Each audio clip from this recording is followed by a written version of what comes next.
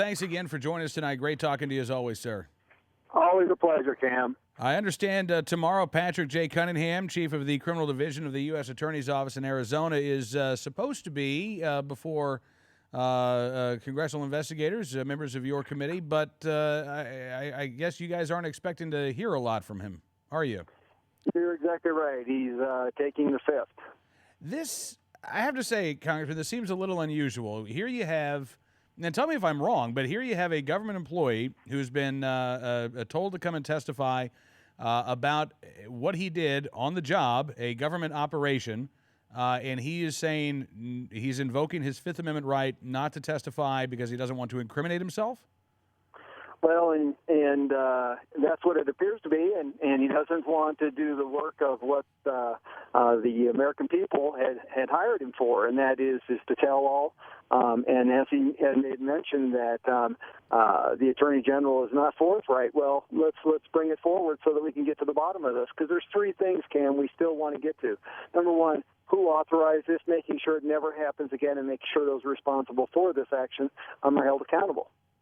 Well, absolutely. And what Mr. Cunningham appears to be saying is you're not going to get anything from me. That's what he appears. Again, is this unusual for a government employee to say this to Congress, considering we're talking about a government operation, something that he was working on the clock? Well, it seems very, very suspicious. And, if he has nothing to hide, why not come forward and tell the American people what's going on? I mean, Mr. Burke has come forward, and you can see what's transpired there. So, we need to find out here. And it's absurd that we have the U.S. Attorney's Office hiding behind the Fifth. Now, I understand that his attorney has said that he believes his client is caught in the middle of a battle between the executive branch and the legislative branch, and that his client has done nothing wrong, is completely innocent, but doesn't want to get dragged into this political fight. What's your response to to that statement? This is not a political fight. We have a border agent who's been killed. We have guns that will show up at crime scenes across this country, particularly the Southwest. We have over 300 Mexican people who have lost their lives. We have an outraged country of Mexico.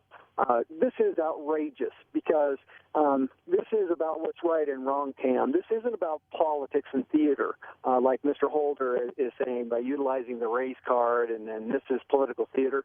Absolutely not. This is egregious, and this is an attempt at our Second Amendment rights.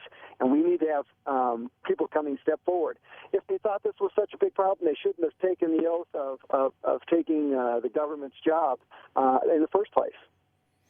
Interesting. And again, I realize, we can't infer really anything at all from Mr. Cunningham invoking his Fifth Amendment rights, but certainly, I'm guessing one of the things that you'd like to know, and members of the House Oversight and Government Reform Committee would like to know, is what Maine Justice was saying, what the Lanny Brewers and the Eric Holders of the world were saying about Fast and Furious.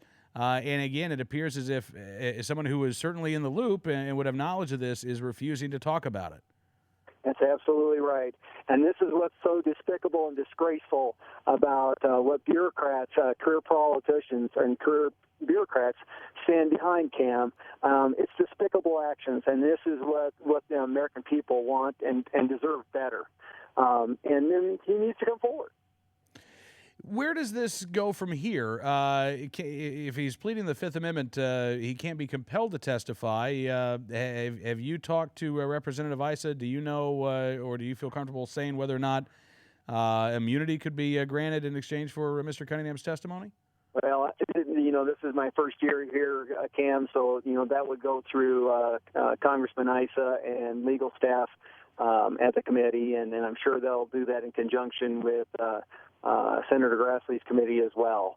But I think what we ought to be doing is also subpoenaing those around him, like the interim U.S. attorney in Arizona. We ought to be getting everybody else that was around and start looking at had they seen some of these emails, like the email that has got Lanny Brewer and Jason Weinstein basically lying to Congress that they didn't know anything about this. Well, absolutely. And I know that the Attorney General himself is going to be testifying before the House Oversight and Government Reform Committee in just a couple of weeks. And I got to be honest with you. I think everybody who's been following this case closely is looking forward to seeing Eric Holder testify before this particular committee for the very first time. Boy, I sure am. I'm not going to even ask any particular questions that you might have. I don't want you to tip off the Attorney General, but do you expect... Sam, but I think what we ought to be doing is we ought to be spreading the news on C-SPAN. This should be the most watched television station on February 2nd in the morning, because everybody needs to watch Mr. Holder and look at how he answers the questions and what questions are asked, and making sure that they hold their chief law enforcement officer of the country accountable. Absolutely. Representative, thank you again, sir, for coming on the program. I look forward to talking to you again soon, and have a good week, sir. Hey, thank you, Sam. Thanks for all you do, and keep up the faith. Thank you so much. Congressman Paul Gosar joining us from Arizona here tonight on Cam and Company.